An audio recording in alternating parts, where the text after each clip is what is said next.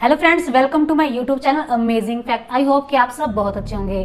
तो आज का जो रियल इंसिडेंस है वो हमें बताया है देवांश ने, जो कि उत्तर प्रदेश का रहने वाला है। और वो बताते हैं कि उनके गांव का नाम सीतापुर है। उन्होंने बताया कि 1936 में उनके ग्रैंड पेरेंट्स के साथ एक बहुत बड़ा रियल इंसिडेंस हुआ, जो कि पीढ़ी दर पीढ़ी बताया जाता है। इंसिडेंस हुआ था 1936 में हुआ था और आज 2024 चल रहा है।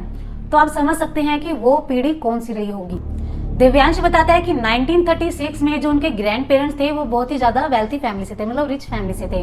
उनके घर से 20-30 मिनट की दूरी पर ही उनके खेत खलिहान शुरू हो जाते थे। उनके खेत तकरीबन 350 बीघा खेत थे। इतने ज्यादा खेत होने की वजह से जो वो अपना खेत है वो बुआई के लिए दिया करते थे। यहाँ पे बुआई का मतलब बता दूं, जैसे हम आज की भाषा में कह ले कि ठेके पे दिया करते थे।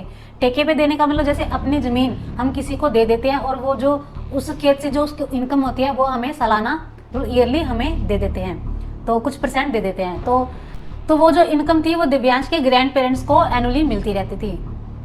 तो इतने ज्यादा खेत होने की वजह से जो खेतों की रखवाली है वो थोड़ा मुश्किल हो जाती है। तो दिव्यांश बताते हैं कि जो हमारा खेत है, खेत के बीच में से एक नदी जाती है। नदी के इस तरफ भी खेत है और नदी के दूसरी तरफ भी खेत है। नदी के जो इस तरफ रहने वाले लोग थे, जैसे दिव्यांश के बाबा और कुछ लोग रहते थे, जो उनके खेत थे वो तो थे ही, जैसे 350 बीघा खेत तो थे ही। और नदी के जो दूसरी तरफ थे वो भी, उसमें से कुछ खेत भी जो दिव्यांश के बाबा के थे।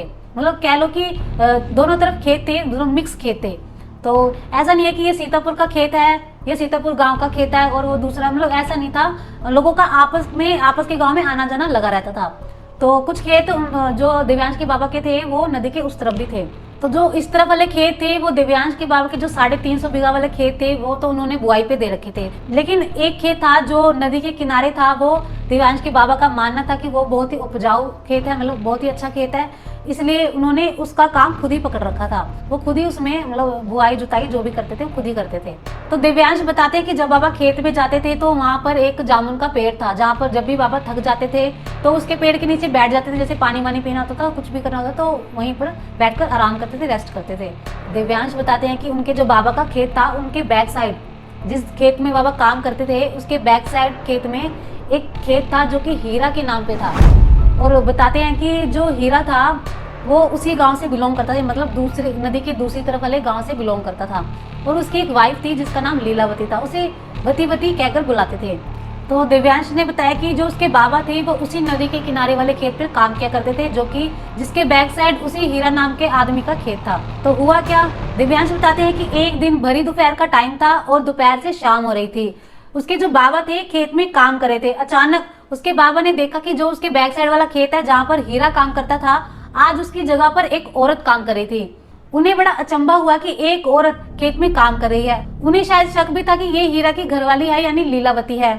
लेकिन फिर भी अपनी बात को कंफर्म करने के लिए वो खेत के दायरे में किनारे पर जाते हैं और उनसे पूछते हैं।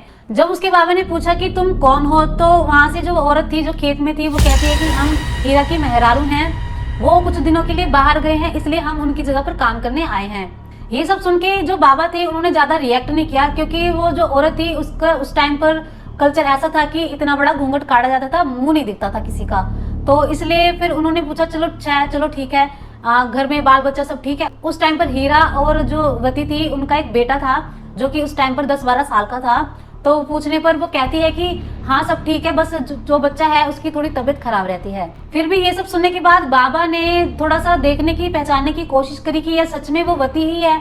लेकिन उस टाइम पर कल्चर ऐसा था कि इतना बड़ा घूंघट होने के बाद कोई भी नहीं पहचान पाएगा कि वो अंदर से कौन है। तो फिर भी ये सब देखने के बाद, सुनने के बाद बाबा अपने खेत में वापस आ जाते हैं और काम करने लगते हैं। दिव्यांश बताते हैं कि जब बाबा खेत में काम करते थे तो वो उसी बैक साइड वाले खेत में देखते रहते थे जहाँ लीलावती काम कर रही थी। तो दिव्यांश बताते कि वो इतनी ज्यादा स्पीड में काम करती थी जिसे देखकर जो उसके बाबा थे वो काफी अचंभित हो जाते थे। तो दिव्यांश बताते कि मान लो मेरे बाबा जो काम खेत में 3 घंटे में करते हैं, वही काम वो औरत 1-1.5 घंटे में खत्म कर देती थी। इस चीज को देखकर जो उसके बाबा थे वो बहुत ही ज्यादा अचंभित हो जाते हैं। लेकिन वो ये चीज भी सोचते थे कि वो बता रही थी कि भाई उसका पति घर में नहीं है और उसके बच्चे की तबीयत खराब है, तो इसलिए वो जल्दबाजी में काम कर रही है। तो ऐसे ही 1 रात गुजरी, 2 रात गुजरी, ऐसे ही कुछ दिन लगातार डेली ये ऐसे ही बाबा जो थे वो ऐसे ही जो उस औरत को खेत में काम करते हुए देखते थे। वो सोचते थे कि मतलब रोज ही ये बती काम करने आती है, वो आखिर हीरा गया कहाँ। तो वो सोचते हैं कि पूछना चाहिए आखिर हीरा गया कहाँ। तो वो अपने खेत में जाते हैं और किनारे पर जाकर पूछते हैं उससे, वती से, कि हीरा का कुछ अता पता। तो वो यही बोलती है कि अभी तो वो बाहर गए हैं, बच्चे की तबीयत खराब है, इसी वजह से उन्हें ज़्यादा टाइम लग रहा है। तो वो कह रहे थे कि 1-2 महीने में वो वापस आ जाएंगे। ये सब सुनने के बाद जो बाबा थे वो कहते हैं कि अच्छा, कुछ हमसे ज़रूरत बने तो हमें बता देना। वो जो वती है वो कहती है वहाँ से, हाँ हाँ हम बता देंगे। इन सबको अभी 1-2 रातें ही गुजरी थी कि बाबा एक दिन खेत में काम कर रहे थे। बाबा की एक खासियत थी, वो हमेशा अपने हाथ में एक भाला लिए होते थे, क्योंकि उस टाइम पर खेत में सबके हाथ में एक ना एक भाला होता ही था, क्योंकि जंगल था। जंगल में, खेतों में मतलब कोई ना कोई जानवर घुस आता था, इसलिए अपनी रक्षा के लिए वो भाला लेकर रखते थे। और इस चीज़ को जो बाबा थे उन्होंने भी ऑब्जर्व किया कि जब भी उनके हाथ में लोहे का भाला होता था तो वो जो लीलावती थी वो उन्हें अजीब तरीके से देखने लग जाती थी। मतलब देख तो बाबा भी नहीं पाते थे क्योंकि उनके मुंह पे घूंघट होता था, लेकिन ऐसा होता है ना कि जैसे कोई काम एकदम से छोड़कर उन्हें, मतलब एकदम से सीधे खड़े उन्हें देखने वाला, मतलब जो भी पोजीशन होता है वैसा हो जाता, तो उन्हें इस चीज का शक होता था कि वो उन्हें ही देख रही है। लेकिन उसके बाबा को ये नहीं पता था कि ये सारी चीजें उनके ऊपर कितनी भारी पड़ने वाली हैं। तो एक दिन बाबा खेत में काम कर रहे थे, तो और वो जो वती थी अपने खेत के किनारे पर आती है और बुलाती है कि महाराज जरा यहाँ आना। तो ये सब सुन के जो दिव्यांश के जो बाबा थे वो अपने खेत के किनारे पर जाते हैं अपना भाला लेकर। जैसे जैसे जो बाबा थे अपना भाला लेकर वती के पास जाते हैं, वो थोड़ा पीछे की तरफ होने लगती है, जैसे किसी चीज से डर रही हो। तो उसके बाबा आकर पूछते कि हाँ बताओ क्या हुआ। वो कहते कि महाराज हमारे बच्चे की तबीयत खराब है, हमें कुछ पैसे उधार चाहिए, जब हमारे पति आएंगे तो हम लौटा देंगे। तो ये सब सुनने के बाद उसके बाबा भी सोचते हैं कि एक औरत ऐसे मदद मांग रही है और इसके बच्चे की भी तबीयत खराब है, इसका पति भी घर पे नहीं है। तो ये सब सोचने के बाद वो उसके जो बाबा थे अपने जेब में से कुछ चांदी के सिक्के जो कि उन्होंने किसी काम के लिए रखे थे वो उसे देने लगते हैं। तो वो वती कहते कि ऐसा करिए कि आप मुझे मत दीजिए, वहाँ पर एक पास में गड्ढा है उधर रख दीजिए। तो ये सब सुनने के बाद वो जो बाबा थे वो भी यही सोचते हैं कि हाँ मेरी उम्र भी ज़्यादा है, कहीं हाथ उत लग गया तो ये ठीक नहीं रहेगा। तो वो जो चांदी के सिक्के थे वो उसी गड्ढे के पास रख देते हैं जहाँ पर उसने गड्ढे में कुछ ना कुछ पन्नी कोई सामान रखने के लिए उसने खोद रखा था।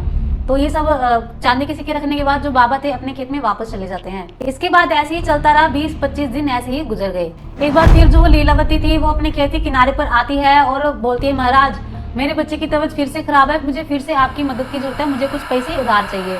तो वो जो बाबा थे वो कहते कोई बात नहीं, ठीक है। तो वो फिर से वो जो पैसे थे वो गड्ढे के पास जहाँ पर उन्होंने पहले पैसे रखे थे वहीं पर पैसे रखकर हड़बड़ी में चले जाते हैं। वो ये ध्यान ही नहीं देते कि उस गड्ढे में क्या क्या पड़ा हुआ है। उन्होंने सोचा कोई सामान हो या कुछ भी होगा, तो हड़बड़ी में वो चले जाते हैं अपने खेत पे वापस। ऐसा होता है ना कि हम जल्दबाजी में कोई चीज़ रख के चले जाते हैं, हमें ध्यान नहीं होता क्योंकि हमें और भी बहुत काम होते हैं। तो ऐसे ही होता है, वो उस गड्ढे की तरफ ज़्यादा ध्यान नहीं देते और वहीं पे पैसे रख के ऐसे वापस चले जाते हैं। तो ऐसे ही दिव्यांश बताते हैं कि ऐसे ही उसके बाबा खेत में काम किया करते थे और जब भी वो जामुन के पेड़ के नीचे बैठते थे तो वो यही देखते रहते कि कैसे वो औरत रोज काम कर रही है और इतनी ज़्यादा स्पीड में काम कर रही है। शायद उसकी बच्ची की तबीयत इतनी ज़्यादा खराब है कि उसे इतनी जल्दी जल्दी काम करना पड़ रहा है। तो ऐसे ही चलता रहा, रोज मदद मांगी जाने लगी।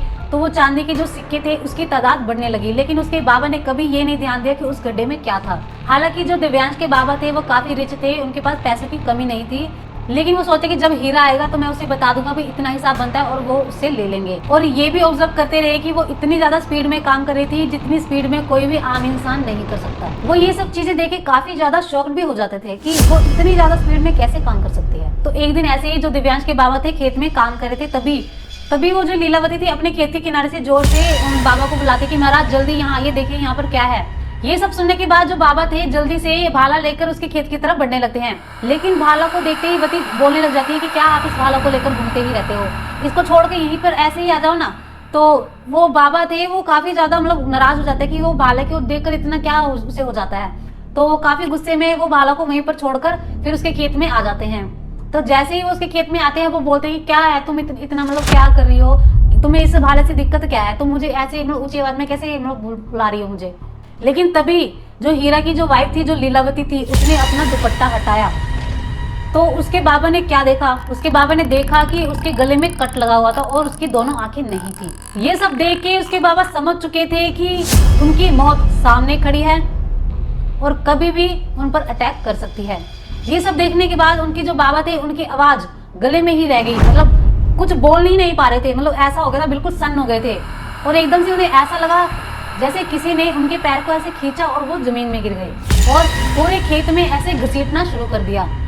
और वो जो वती थी वो उन्हें नदी की तरफ लेकर जा रही थी और उसने अपना असली रूप दिखाना शुरू कर दिया था। कहते हैं ना कि भगवान का भी आसरा होता है। तभी आसपास लोग खेत में काम कर रहे थे, वो इन सब चीजों को देखते हैं कि कैसे उनके पंडित जी को कोई मतलब जो एक औरत है, पतली सी औरत है, वो उनके पैर को ऐसे खींच कर ले जा रही है। तो वो काफी जोर जोर से शोर करते हैं, आवाज करते हैं कि पंडित जी कौन है, कैसे ले जा रहा है। ये सब देख के चिल्लाते हुए पुल की तरफ भागते हैं, उनके खेत की तरफ आने को करते हैं। तो ये सब देख के जो वती थी वो पहले गुस्से में तो पंडित जी को देखते, जो उनके बाबा थे उनको देखते, और उतने ही गुस्से में उन लोगों की तरफ देखते जो उनकी तरफ भाग के आ रहे थे। तो देखते ही देखते जो वती थी दोनों पक्षों की तरफ जो लोग भाग कर आ रहे थे उनके सामने ही वो गायब हो जाती है। ये सारी सिचुएशन सबने अपनी आंखों से देखी थी। इसके बाद जो दिव्यांश के बाबा थे उनकी आंखें उस टाइम बंद हो जाती है और वो बेहोश हो जाते। और उनके बाबा की जो आंख थी वो अगले दिन खुली, और जब उनकी आंख खुली तब उन्होंने देखा कि घर में पूजा चल रही है, पूरे गांव में पूजा चल रही है। क्योंकि सभी गांव वालों को पता चल चुका था कि ये एक छलावा था जो कि लीलावती के रूप में आता था और पैसे मांगता था और पैसों को हाथ भी नहीं लगाता था। वो बस ढाबा बोलना चाहता था, लेकिन वो लोहे से डरता था। तो जो पंडित जी थे जो पूजा कर रहे थे वो बाबा से पूछते हैं कि भाई क्या हुआ था, मतलब ये सब कैसे हुआ। वो बताते हैं कैसे वो औरत थी, वो खेत में काम करती थी, वो रोज उससे बातें करता था, मतलब वो उसने उसकी मदद भी करी थी पैसों से। तो मतलब ये सब बताया उन्होंने। तो जो पंडित जी थे वो पूछते कि कैसी औरत, मतलब कैसी थी वो। तो बाबा बताते कि वो जो हीरा की जो घरवाली है, मेहरारू है, जिसका नाम लीलावती है, वो उसकी बात कर रहे हैं। तो ये सब सुनने के बाद गांव वाले हैरान हो जाते हैं और उनमें से एक आदमी धीरे धीरे जो है बाबा के पास आकर बताता है कि आप किसकी बात कर रहे हैं। वो जो हीरा था वो तो मतलब उसने 1 महीने पहले ही अपनी जो पत्नी है उसका कत्ल कर दिया और गांव से फरार है, और उसने अपने बच्चे को भी बहुत मारा था। तो वो जो हरी की जो मेहरारू है, जो उसकी घरवाली है, वो तो 1 महीने पहले ही मर चुकी है। तो आप किस औरत की बात कर रहे हो। ये सब सुनने के बाद जो उसके बाबा थे वो बिल्कुल ही हैरान हो गए, सन रह गए और इतना डर गए कि वो अभी तक वो एक मरी हुई औरत से बात करते थे, उसकी मदद कर रहे थे और उससे कह रहे थे कि जब भी कभी जरूरत हो तो मुझे बताना। ये सब सुनने के बाद वो काफी ज्यादा डर जाते हैं। ये सब सुनने के बाद जो पंडित जी थे उन्होंने जो दिव्यांश के जो बाबा थे उन्हें बताया कि आप हीरा की जो वाइफ थी, जो उनकी पत्नी थी, उनसे मिल रहे हो, जो कि अब इस दुनिया में नहीं है। ये सब सुनने के बाद जो बाबा थे वो काफी घबराए हुए थे और जो गांव के लोग थे वो भी काफी डरे हुए थे कि जो चीज बाबा जी को दिख सकती है, दिव्यांश के बाबा को दिख सकती है, ऐसा छलावा करके दिख सकती है, वो किसी और को भी दिख सकती है। इन सब चीजों को सुनने के बाद पंडित जी ने कहा कि हवन करना पड़ेगा और पूरे गाँव को बांधना पड़ेगा। तो इसके बाद जो गाँव में हवन किया गया और पूरे गाँव को बांधा गया। जब पूरे गाँव को बांधा जा रहा था, हवन किया जा रहा था, तो जो गाँव की दहलीज थी वहां पर वही लीलावती की जो आत्मा थी, जो भी छलावा बन गई थी, वो वहां पर खड़ी थी, जो कि जो दिव्यांश के बाबा को घूर रही थी। और दिव्यांश के बाबा को भी वो बिल्कुल साफ दिखाई दे रही थी उन्हें घूरते हुए। इसके बाद जो हीरा था उसे पकड़ा गया, क्योंकि उस टाइम पे अंग्रेजों का राज था तो पुलिस वगैरह इतनी थी नहीं। तो गांव के लोगों ने ही हीरा को पकड़ा और उनसे पूछा, क्योंकि जो खेत था, जो दिव्यांश के बाबा का खेत था, वो अशुद्ध हो गया था। तो उन्होंने हीरा से पूछा भी तुमने ऐसा क्या किया है, उसको कहाँ गाड़ा है मार के। तो उसने बताया था कि वो काफी ज्यादा गरीब थे, वो उसकी जो वाइफ थी पैसों के लिए बहुत ज्यादा तंग करती थी, वो उसे पैसे नहीं देती थी। तो इसकी वजह से उसने उसे मार दिया और अपने बेटे को भी बहुत ज्यादा मारा और उसी गड्ढे में गाड़ दिया जहाँ पर वो दिव्यांश के बाबा से पैसे रखवाया करती थी। तो उसके बाद जो हीरा था उसकी बताई हुई जगह पर गड्ढा खोदा गया और उसकी लाश को निकाला गया और उसका अंतिम संस्कार किया गया। जिसके बाद अभी भी जो दिव्यांश है वो बताते हैं कि उसके बाबा और उस पूरे गांव वालों ने अभी भी जो उसकी जमीन थी, जहाँ पर लीलावती की जमीन थी, जहाँ पर वो काम करती थी, उस जमीन को किसी ने भी, आज 2024 हो गया है, आज तक वो वैसी ही वैसी पड़ी हुई है। किसी ने उस जमीन पर कोई काम नहीं किया है, कोई कब्जा नहीं किया है। और दिव्यांश ये भी बताते हैं कि जो उनके बाबा की जो जमीन थी, जो कि उसके खेत के साथ लगती थी, उस खेत को भी उन्होंने उसके नाम कर दिया, लीला के नाम कर दिया। उस खेत को भी उन्होंने ऐसे ही छोड़ दिया। दिव्यांश बताते हैं कि उसके बाबा जो थे और पूरे गांव को जो लीलावती की प्रेजेंस है वो अभी भी फील होती है। कहीं ना कहीं वो जो वती है वो आज भी लोगों को दिखाई देती है किसी न किसी रूप में।